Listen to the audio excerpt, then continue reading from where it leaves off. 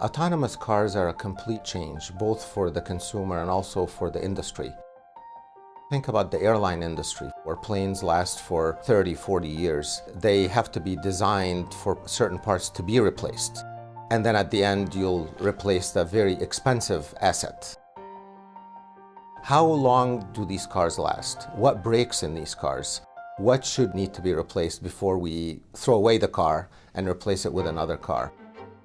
It's really changing the whole mindset to maybe a different type of industry, a different type of service.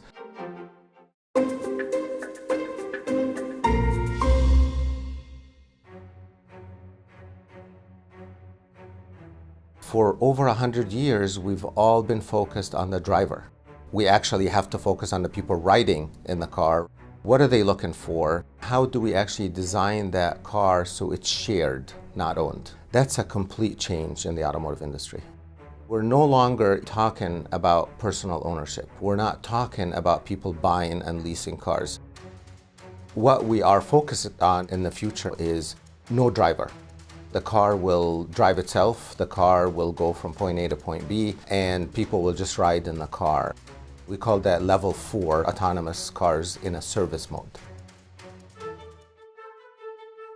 One of the key things we have to do for autonomous cars is really think of ourselves not just as a car company, but as a service company. This is not just designing and manufacturing a car anymore. We have to think about all these situations that people are going to run into when they're riding in a car. Somebody leaving their coffee in the car and then having to prepare the car for the next customer. Someone leaving their laptop in the car and then being able to let the customer know, then addressing the hundreds and thousands of situations that people are going to run into when they're using the service.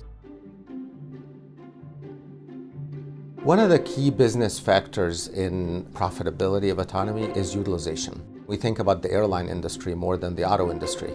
That car needs to be delivering things, moving people. That's where you generate revenue and then you generate profits.